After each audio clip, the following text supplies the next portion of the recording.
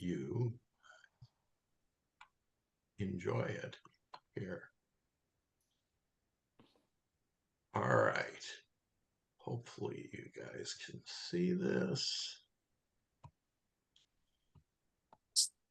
All right. Can you guys, no, that hit the wrong button there, which I often do. Hopefully you got, can you guys see this? Yes. See the screen? Um, I'm a big fan of this saying from Abraham Lincoln. Give me 6 hours to chop down a tree, and I'll spend the first floor sharpening the axe. We all know in real estate investing, there's a lot of material, a lot of things to go over, a lot of things to study and analyze. We have, real estate investors have a common affliction called analysis paralysis, which means you study and restudy and then study some more, but you never take action, or you are very hesitant to taking action. So I try and strike a balance with that. But I really emphasize, again, this is based on my 21 years of experience and what I've done personally, mistakes I've made, but what other clients I have seen do and make mistakes. And one of the big mistakes is the lack of proper preparation.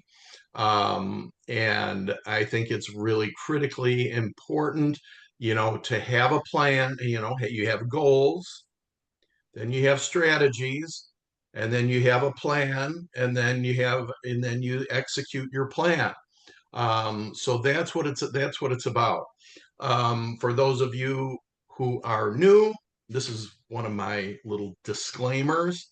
Those of you who are experienced already know this, and this is something that they don't teach you too much in other courses I've seen or taken, but real estate is a tough business. It's not as easy, or it's not as easy as some gurus or teachers would have you think. Um, and this is something that I wish someone had told me early on, but I learned it, and I learned it the hard way. So I'm teaching you so you don't have to learn it the hard way.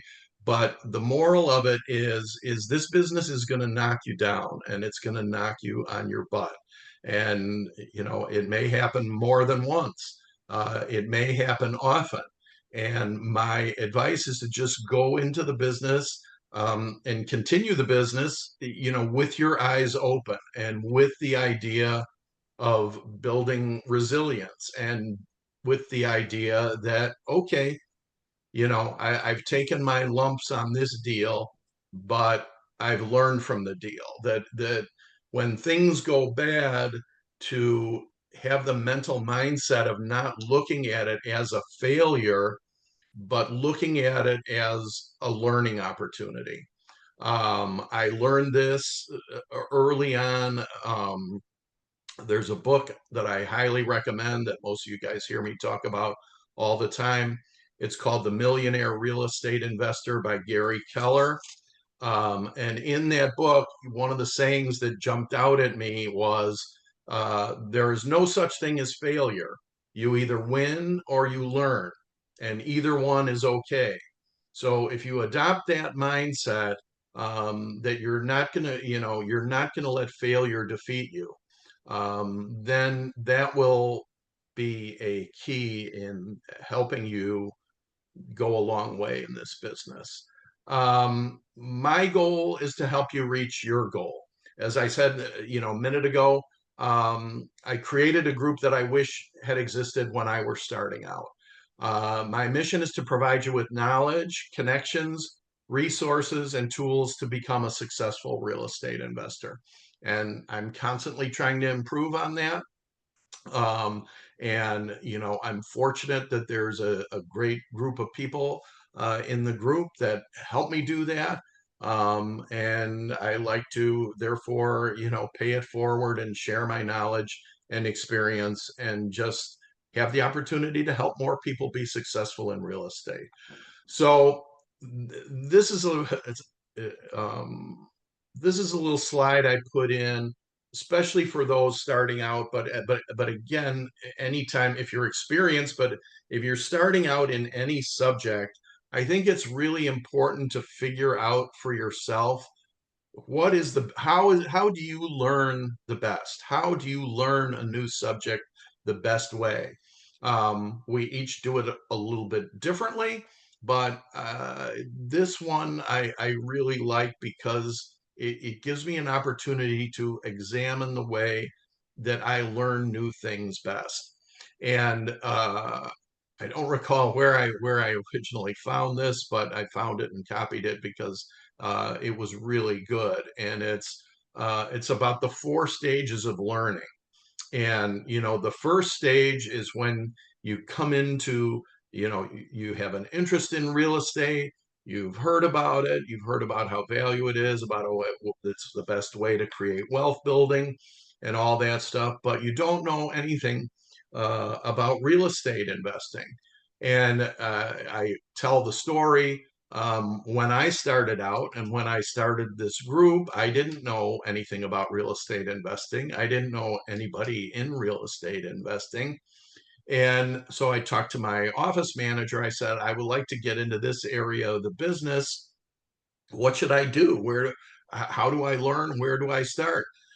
So he said, well, Brian, he goes, here's a guy who's really experienced in real estate investing. Why don't you give him a call and have him teach you? So, okay. So I take his phone number, call him down, call him, no call back. Call him, no call back. Call him about 5 or 6 times, no call back. About the seventh or eighth time, he finally picked up the phone. I said, I got your number from my manager. I'm interested in learning about real estate. He says, you know a lot about it. Would you be willing to teach me about real estate? And he goes, sure, Brian. What do you want to know? Okay, well, I don't know. I don't know what I don't know. Therefore, I don't know what I want to know. I want to know everything, but I don't even know enough to ask a question. So that was when it dawned on me. All right, let's pull back the lens here, and get a bigger picture of it. So that's the stage that's called unconscious incompetence. Okay, when you first begin to learn something, you can't do it, and you don't know how to do it. So you don't know, and you don't know what you don't know. So that's unconscious incompetence, where everybody starts off. There's nothing wrong with it. That's where everybody starts off. Even the most seasoned investors and the most experienced investors started off somewhere. The second stage is conscious incompetence. Okay, this stage you can't do it, but now you know what you need to learn. I can't do it yet, but I kind of get the picture of now the subjects I need to learn, the skills I need to develop. So as I go through today, and as I go through a lot of the sessions that I do, my goal is getting you from number one to number two, that you don't know what you don't know, but after today, at least you'll have a lot of meat on the bone and a number of subjects to write down, that now you'll know the subjects and the skills that you need to know and you need to develop. Okay, then after stage two is obviously stage three. You've done a few deals. You're a property manager. You've done some deals a long time ago, but got out of it and now want to get back into it. So you kind of got conscious competence. All right. You know what to do. You've done it before, but you still know that you need to develop your skills. And then the final stage, which kind of very few, I rarely get there, is the unconscious competence. You're driving. This uses the example of driving a car and going through the stages of how to learn how to drive a car. You know how to drive a car. You know where you're going. You don't really, you can do it without really thinking about it that much. Obviously, you have to pay attention to the traffic and all that. So I encourage you to, kind of ruminate on that a little bit and figure out how you learn best, and what things teach you best, whether it's books, whether it's a certain teacher, whether it's a certain course or class. And now we have, YouTube University where there's tens of millions of videos on every conceivable subject. So that's kind of that's kind of the general idea, and kind of important, so you know where I'm coming from. So how to get started? So these five fundamentals.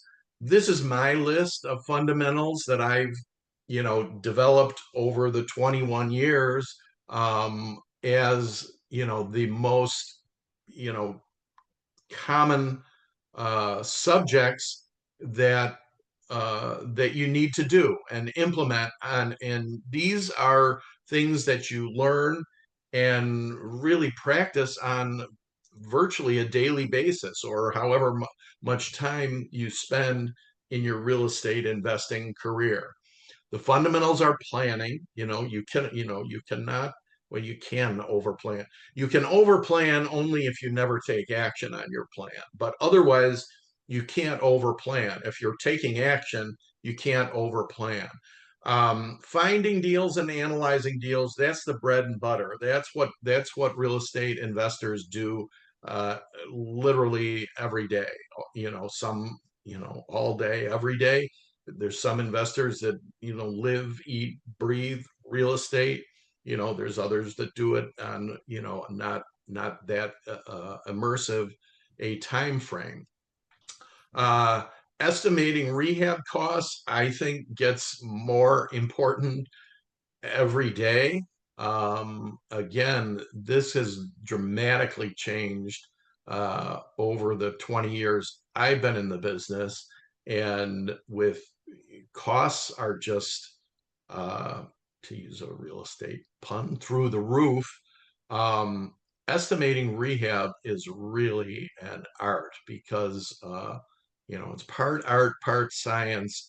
But again, I see, and it's something you're going to have to do, whether you're flipping a house, wholesaling a house, flipping a house, or just buying a buy and hold uh, property, because you're going to have deferred maintenance over the years, over the time that you own the property, that you're going to have to know. You're going to have to know. Well, you don't have to, but if you're smart, you know what these costs are going in. So again, you can plan accordingly. I see it very often. I've seen it very often through the years, where investors are so anxious to do a deal that they'll buy a deal, and without any idea of what rehab costs are, having never talked to a contractor, um, and have no idea.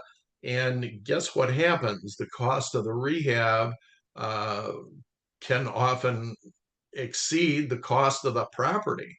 And especially these days, I'm seeing estimates that are just jaw dropping. Another element of that is it's getting more and more difficult to find good contractors. Um, because there are not a lot of young people coming into the trades and coming into being contractors. Therefore, the contractors that are experienced are in higher demand. I know guys that I've known for years, and now they want to retire. They're done with doing it, and there aren't any new people coming in, and therefore that adds to the costs. And then we have all of the other cost of goods elements. But that, to me, is a key fundamental, is being confident in the ability to estimate repair costs. Negotiation is a subject that I think is not taught enough, or not emphasized enough, yet it is obviously really key, um, because often negotiations, there's initial negotiations, renegotiations, and all that stuff. The renegotiation phase, there's often involves a really tight time crunch. So you have to learn negotiation skills. And when I teach an extended class on negotiation, I try and teach it to get people thinking like a chess match. You try and think a couple of moves ahead of the person you're negotiating with, because you're on a time crunch. And if you let that time crunch, dictate the negotiation, that's where things go wrong. So these are the five fundamentals. These are skills and subjects that I do whole classes on, each one of these individually. But I'm giving you the overview today that these are the type of things that you're going to want to study, put on your list of things to study and practice if you're going to be successful in this business. So I'm going to go over here just the four main strategies in real estate investing. This is a real primer. But again, I think it's good for review purposes if you have experience in these, or especially good if you haven't been exposed to these. So again, you go from the idea of you have some goals, and now you have some strategies. All right, when you're developing the strategies, well, here's some strategies. If you don't know which way you're going, here's some strategy. Here are the basic four strategies in brick and mortar real estate investing, as I call it. There's wholesaling, flipping, the BRRRR strategy, which is the buy, rehab, and then rent. Flip to hold is the other way to describe it. And then the traditional buy and hold, where you're buying a property that has already been rehabbed and likely already has tenants in there. That's the buy and hold. So the point I want to make on these, especially for those of you who are new, but again, it's a good reminder, is the wholesaling strategy and the flipping strategy are linear income. Okay. Linear income means you are paid for what you do. Okay. And when you stop doing it, you stop getting paid. It's like having your own job. You're your own boss, but it's like having your own job. And it's also, when you're a realtor and you get your real estate license, that's linear income. You sell a house, you get paid, and then you have to go sell another house in order to get paid again. That's the basics of it. So it's good to know that going in, because again, does that align with your goals? Again, if it aligns with your goals, it's all good. And let's go. But just so you're aware, and it does seem kind of obvious, but um, sometimes, unless it's pointed out to you, it's not as obvious. Um, but that's it. Wholesaling and flipping, linear income. You do it, you get paid. You stop doing it, you stop getting paid.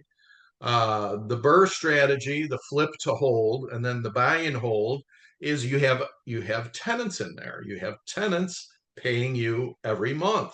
So you buy the property, you rehab the property, you rent it out, and then you get paid. So you're paid for what you started. That's why the BRRRR strategy is probably the most popular strategy, especially for newer investors. But for a lot of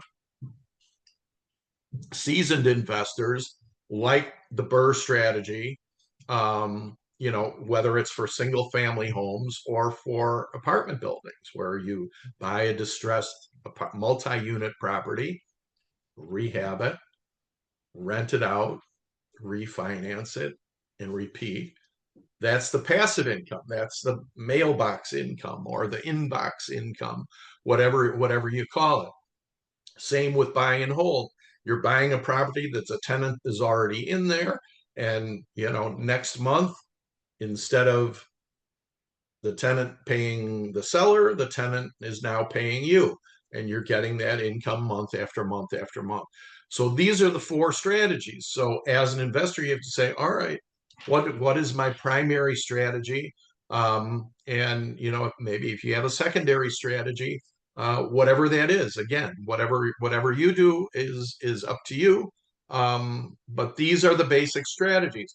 And the reason I do this, and it does seem a little bit elementary, is I need to compartmentalize things, and I need to compartmentalize it and set up a sequence and a methodical method of doing things. And I find that that's the best way to go through this process, because otherwise you're jumping all over the place and you're like a chicken with your head cut off and you don't know which direction to turn. And guess what happens as a result of that? You get confused, you get frustrated, you get angry with yourself, with circumstances, and then that causes, a lot of people to want to just throw up their hands and give up about it. So I always figure, okay, let me take a breath, let me pull back. What's my strategy? What's my plan? What's my timeline? What's my action steps? And what's the methodical way to go through this process? And try and keep it as simple and as straightforward as possible. So here's where I encourage you to take a sip of your coffee, take some notes, and I'm just going to walk you through these steps of each of these strategies um, relatively quickly, very quickly. And this looks like an oversimplification, but wholesaling, if you don't know what wholesaling is, wholesaling, when it's all boiled down to, is you're selling real estate without a license. Is wholesaling illegal? Technically, no, but I keep reading that some states are making wholesaling illegal. Um, Other states can, make your life difficult if they find out you're wholesaling. So I would say tread very carefully. Wholesaling, I put it in here because that's what a lot of investors want to do. Be very, very careful about it.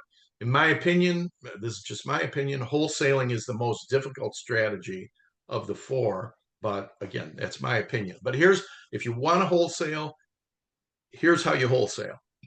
Find the deal, okay? And you have to find a seller who is really highly motivated, because you are going to need to separate yourself from the 1.7 million realtors in the country, who also are willing to help this owner sell their property, but not at a discounted rate. The realtors will want to get the most dollar they can get out of it on behalf of their client. But anyway, again, I go through a whole wholesaling class at another time. But finding a deal, find the ARV. If you don't know what ARV is, ARV stands for after repair value. So if you're wholesaling a deal, it is typically a distressed property, which means it's a property that needs a lot of work. Because if you find a property that doesn't need a lot of work, there's no reason that seller wouldn't hire a realtor and put it on the multiple list service. So you're looking at properties that need a lot of work, typically hoarder situations or some degree of that, um, as well. And so finding the after repair value, you need to look at sales. Basically, it's finding sales comparables for that house, what it would sell for if it was really fixed up nice. Okay. Make an offer based on the ARV, and you want to, we call it reverse engineer, what your fee is, what you think it will sell. The ARV is what you think it'll sell for, what the sales, cost of the sales are, what your fee is, all that stuff, um, in order to find what you're willing to offer. um, Submit a contract. Okay. Find your buyer. A lot of wholesalers who are any good have buyers lined up before they find properties, and the wholesaling process is more like filling an order rather than, again, starting from scratch and reinventing the wheel. Um, you have to have an assignment contract as part of the purchase agreement contract, and then coordinate the closing with a title company. Um, so the buyer steps in for you because you're making the offer under your name or under your LLC name, and the assignment will say, purchasing, ABC LLC or assigns, and the assign will be the new buyer that you find.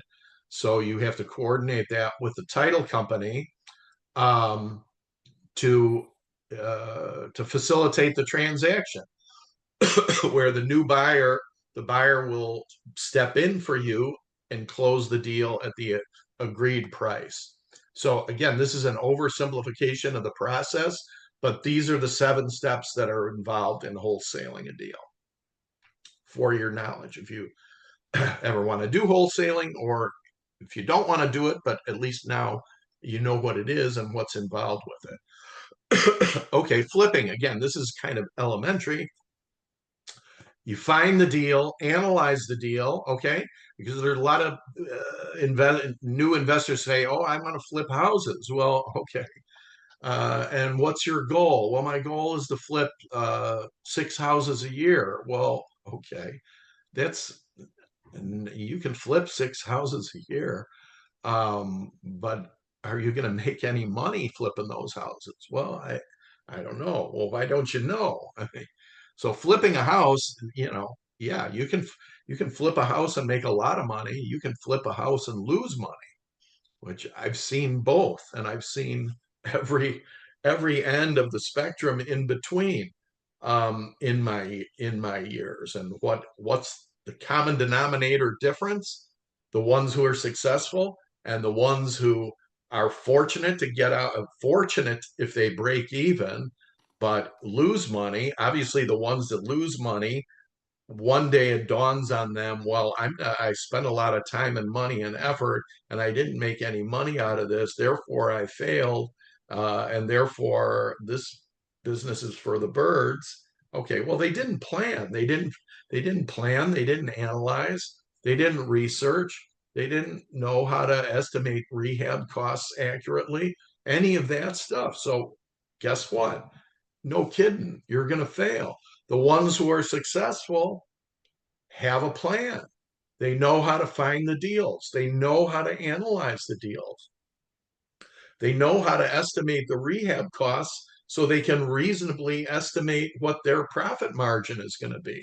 So if you're going to flip houses, the correct, well, your goals can be whatever goal you want, but what I would think would be the correct goal is, I want to make, $100,000 a year flipping houses. Therefore, my goal is to flip 5 houses per year and make $20,000 per flip. All right, now you're talking. Now you're talking about a tangible goal that's attached to an income, not a performance. Like, I want to flip 5 houses. Well, how much do you want to make on each house? Oh, I don't know. All right, that's no goal. Or that is a goal, but that's a recipe for disaster.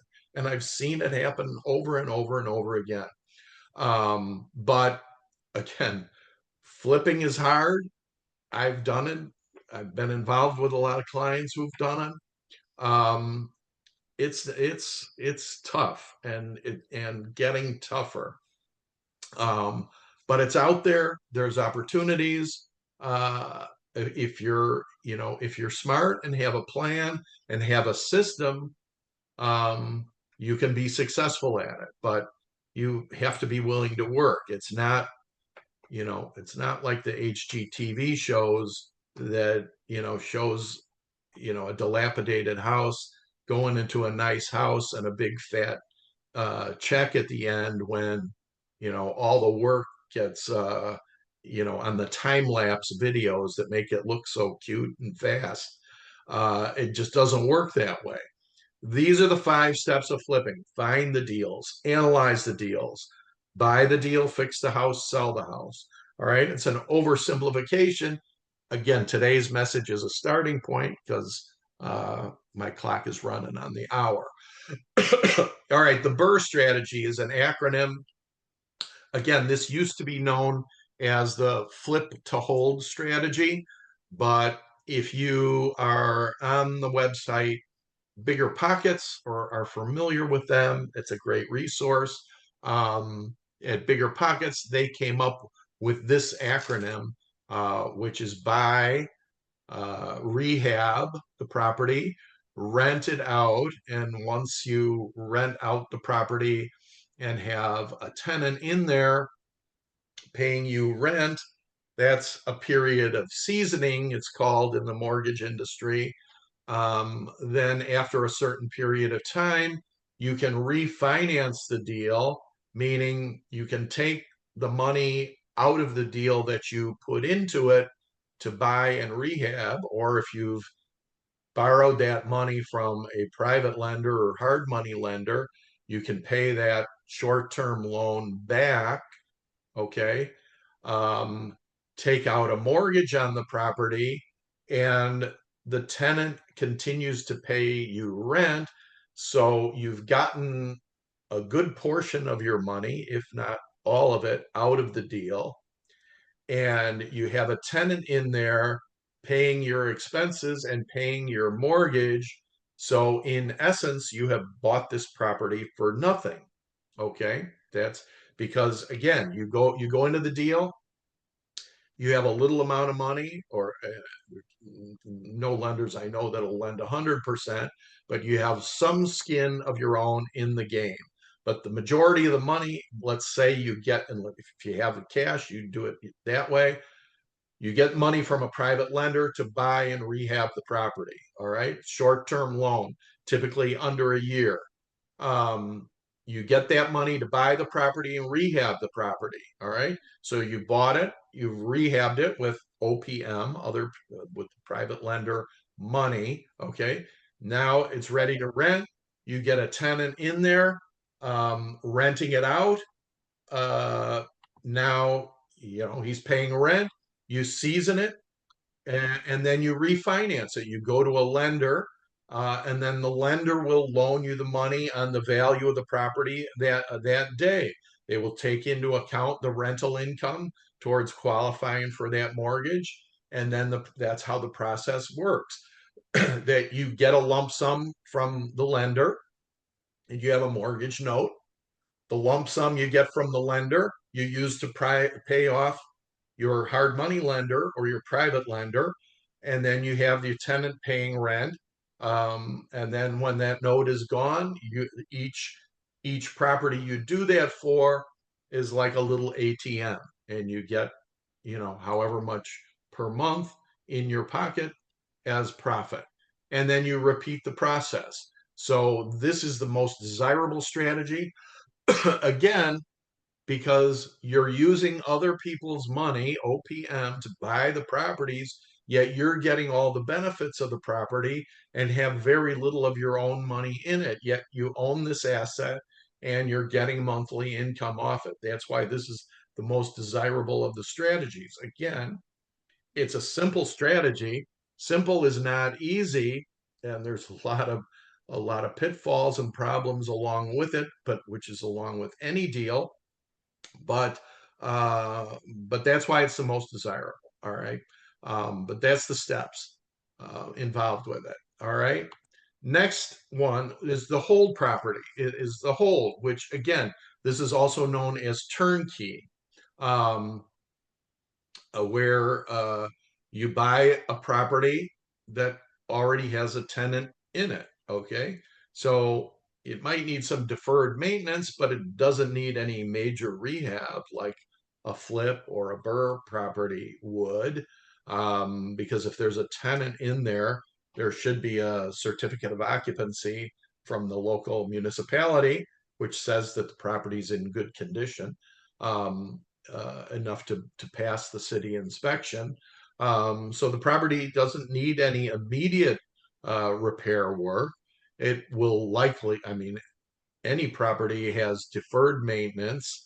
The longer you own it, the more things will go wrong because a roof has a life expectancy, appliances have a life expectancy, furnaces have a life expectancy, HVAC systems have a life expectancy. So you can anticipate that you're going to have to um, have those expenses at some point over the life of the of your ownership of the property, um, and so you factor that in accordingly. But the steps to the hold is you find the deal, you analyze the deal, you buy it, but now you manage it, which means you can continue to just collect the rent checks and let the property deteriorate over time, or you can be a proactive manager. And again, the most successful investors that I know are proactive managers, which means that they do a minor to middle to major project on the property every year in order to keep the property in great condition, desirable condition.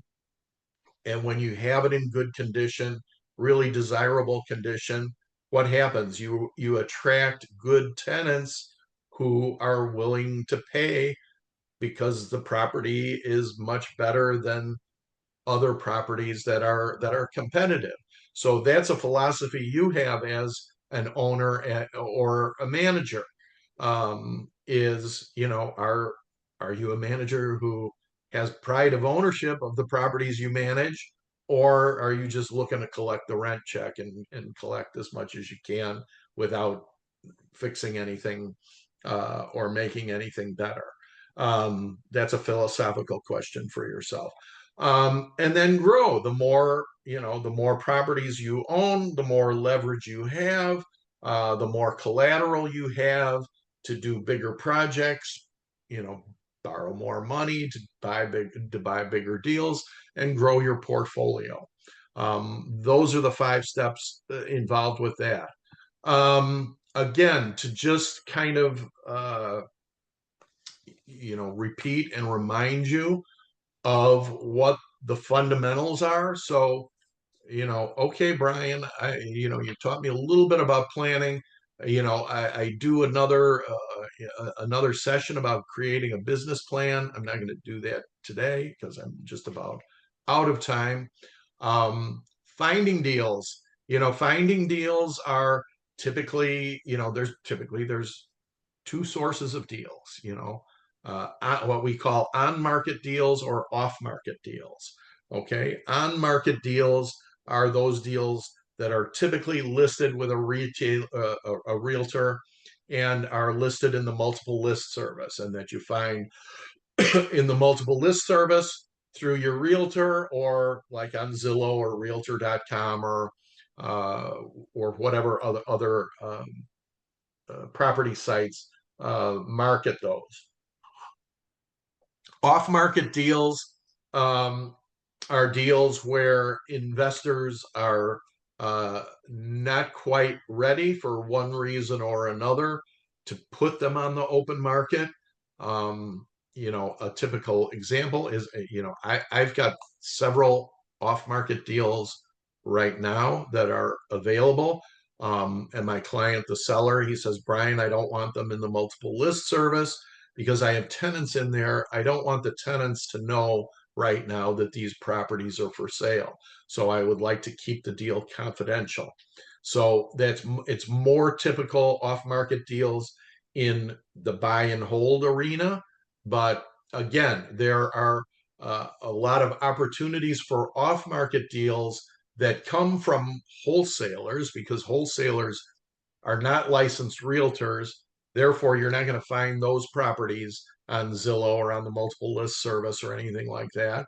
But you meet them at, groups like this, or there's other real estate investment groups around. And, again, and then there are other, through your network, if you work your network the right way, and I teach how to work your network, if you work your network the right way, you can find off market opportunities by working with your network, to find deals that are sellers who are motivated, but they haven't gone through the process of hiring a realtor and putting them in the MLS. We meet twice a month, and that's our primary subject, is talking about those off-market deals. And quite often there are deals that get done through those discussions. So to get off-market deals, you have to plug into a group like this group or a group like this group. Analyzing deals. I encourage, and when I do my teachings, I encourage you to develop the discipline of analyzing a deal a day, learning how to do deal analysis. And when I teach deal analysis, here's another thing that I did mention, is that for each of those strategies, okay, the analysis process is different based on the strategy. Okay. You don't analyze all a deal the same way for all of those four strategies that I just talked about. Okay. There are different factors involved in each strategy. So you analyze the deal based on the strategy. So it's a different way, it's a different analysis based on each strategy. Okay, I go into that in depth in other sessions, but that is a key thing for you to notice. He says, "Oh, analyze deals." Oh, okay. How do I analyze a deal? Well, you analyze a deal. You first analyze it based on what strategy you're going to be using for that deal, and you can analyze one property, you know, three or four different ways, two, three or four different ways. And when it might make sense for one strategy, it doesn't make sense for another strategy.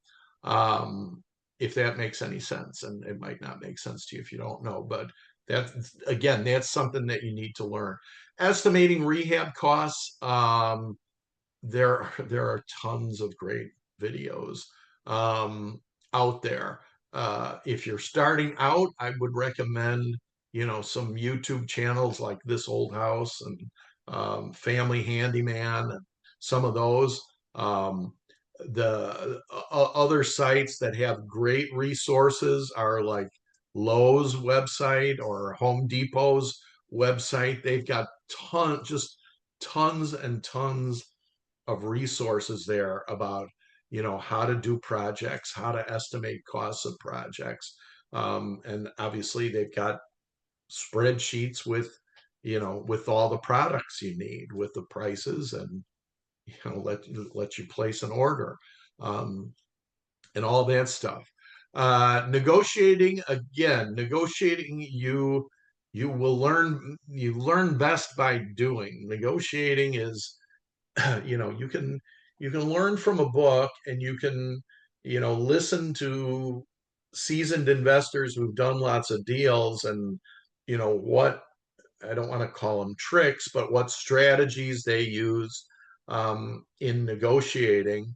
And there's a couple great books on the subject, but I encourage you to have negotiating on your radar screen as something to practice. And we really, I mean, yeah, negotiating real estate is one thing, but we all negotiate every day. We negotiate with our spouse, we negotiate with our kids, we negotiate uh, with our parents. If you're young, you negotiate. If you have a W-2 job, you negotiate with your boss, you negotiate with your coworkers. If you buy a car, you negotiate. You're negotiating all the time. My point is to just be more aware of what you're doing in the negotiating process, and what things that you do work and what don't work. And you will learn over time, that one of the things that I've learned in real estate is really trying to put yourself in the shoes of the person you're negotiating with and trying to create a win-win situation, which is easier said than done.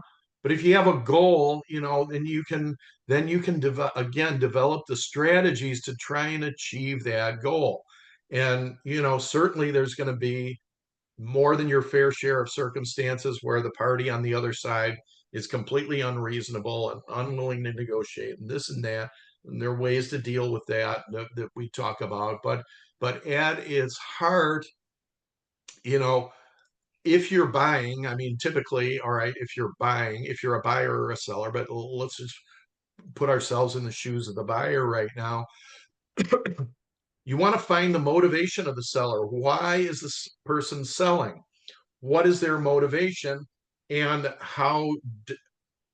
you can use the term desperate, but how motivated are they?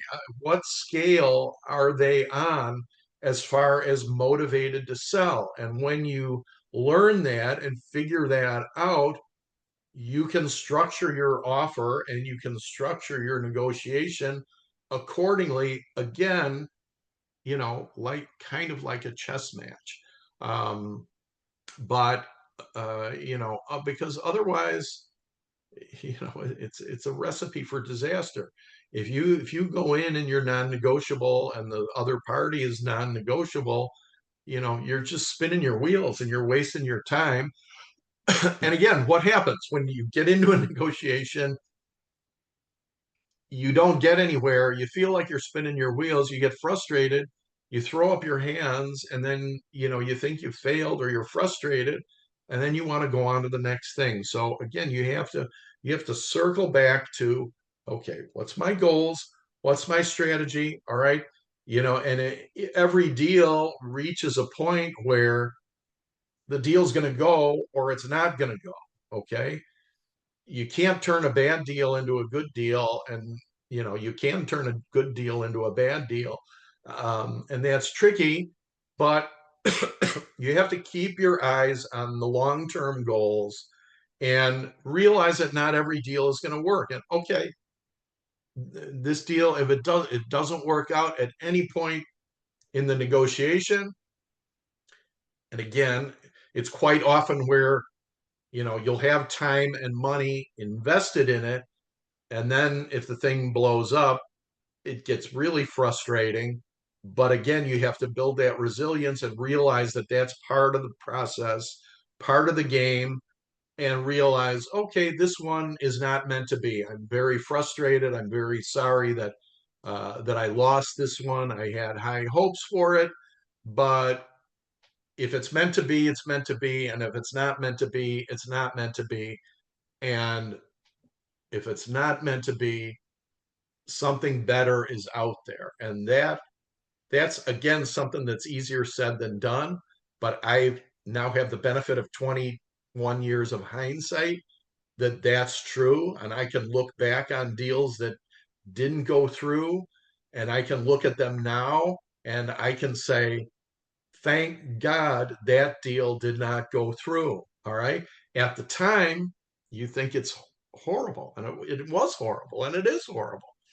But further down the road, again, now you can look back, and I'm thinking of a particular deal right now that I think of it and I say, thank God that deal didn't go through, because if it did, it would have been a disaster because of factors that happened subsequently. So I hope that makes sense, and I hope that you got some value out of it. Um, Action steps. All right. Uh, I encourage you to time block, especially those of you who have a full time, have another job. So you got your hours committed for 40 or whatever hours a week committed to something else. So you'll never find time for real estate. You got to make time. So I encourage you to get a planner, make a commitment. I'm going to do 10 hours a week, 2 hours a day, 5 days a week, after dinner, after the kids are in bed. I'm going to wake up an hour early and analyze some deals. Create a plan, I do another session on it, but I encourage you to get involved with AI or Chat GPT. If you're not, if you don't know where to start, you play around, tell Chat GPT who you are, what you want to do, and say, please create a plan for me. Um, get financing, which means start talking to other people, OPM, start talking to other people who have the money. Yeah, start having conversations. And you say, well, what do you talk about? Well, you talk about your plan. You meet your banker, you meet a lender. You can come to our Thursday morning meetings. We've got 4 or 5 private lenders sitting at the table, chomping at the bit to loan you money. Start building your network, which, if you're brand new, you've done it today. You can give yourself a pat on the back for that. Start building your power team. All right. If you're going to do this real estate investing, you're going to need realtors, you're going to need lenders, you're going to need inspectors, you're going to need contractors, you're going to need a title company, you're going to need plumbers, roofers, electricians. You have to build your team, the same way they're Coach Moore builds the football team down a couple miles away from me here. Um, engage with the Ann Arbor Real Estate Investors Club, engage with other investor groups. There's tons of them, online or in person. And take a little bit of action. Take action every day. It doesn't have to be big. It can be a little. Watch one video, read 10 pages of a book, analyze one deal. Okay, each of the I talk about these small things each day. If you analyze one deal a day, at the end of a year from today, you will have analyzed 365 deals. So how much smarter will you be a year from today than today? Okay, that's really powerful stuff. And you say, well, I can't analyze 365 deals. Well, you can do analyze one, do one today, another one tomorrow, and that's it. We have a plug and play power team. As again, I told you when I started out, I didn't know anybody, I didn't know anything. So it's taken me time to build a power team. I'm sharing my power team with you. You don't have to build a whole team from scratch. Here's a starting point. I'm a realtor. I represent Legal Shield. We talked about that the other day. Here's a couple lenders, a financial planner who will help you plan your finances, insurance agent, and another realtor investor who's really active in the group here. And I'm running out of my voice.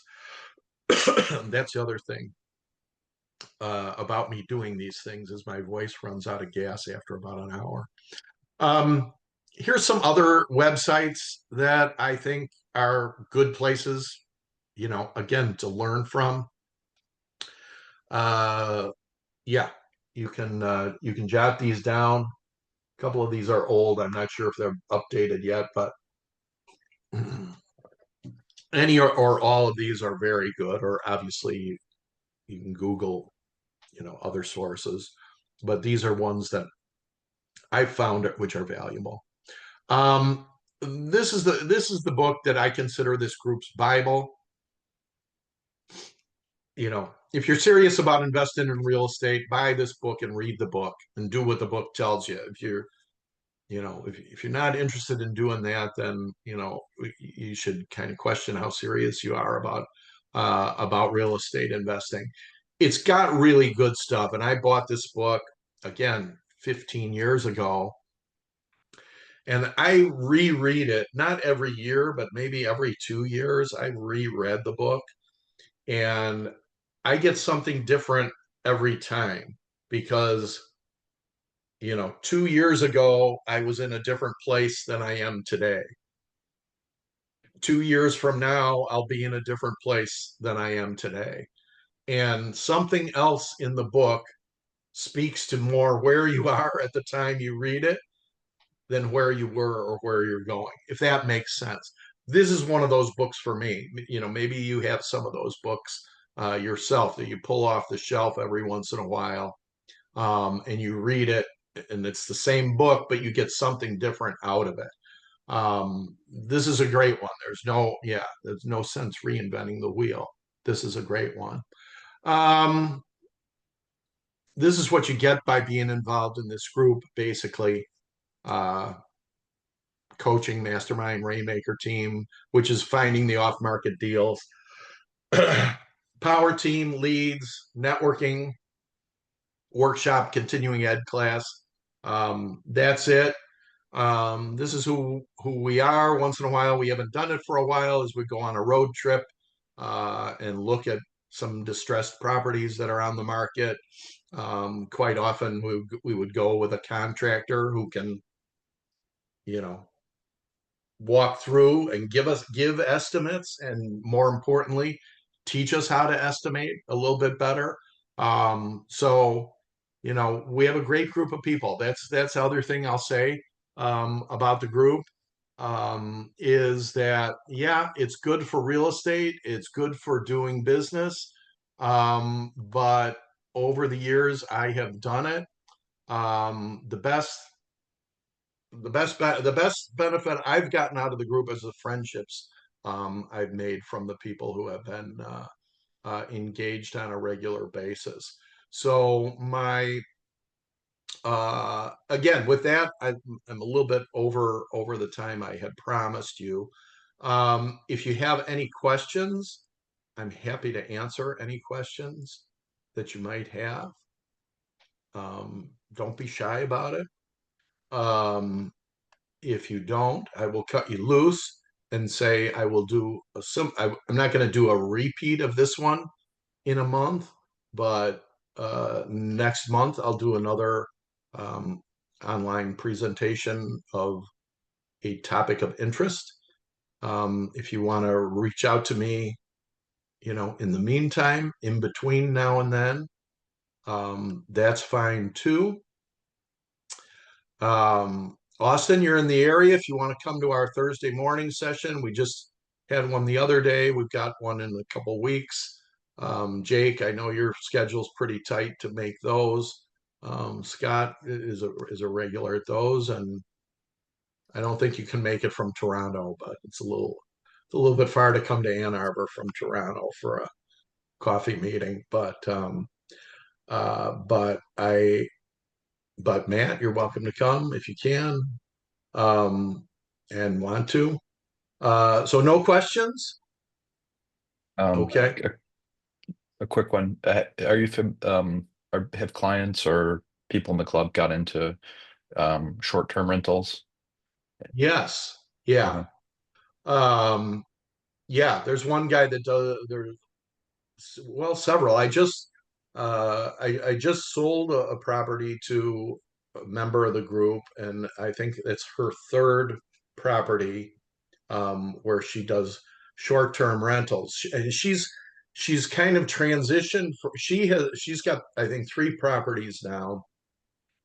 She's transitioned from Airbnb to, it's now called midterm rentals, where I don't know the name of the website, but it's for she bought I sold her a house kind of close to the hospital in Jackson, and it's for visiting nurses.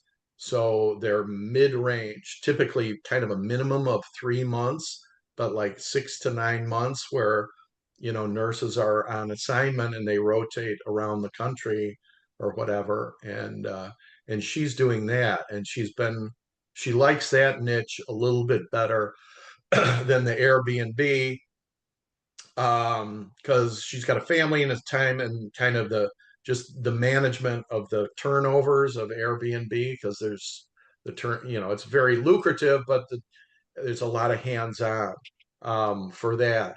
This other gentleman, Matt, he's really successful, and he does some high-end Airbnbs.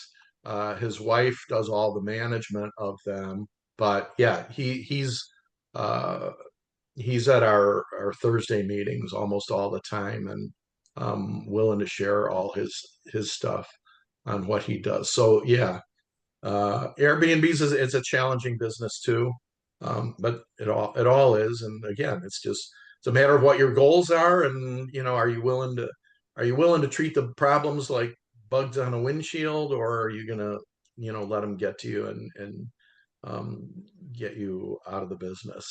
So yeah, there are clients who are doing Airbnb. Um, and yeah, and I know other folks who are not in the group who do Airbnbs as well.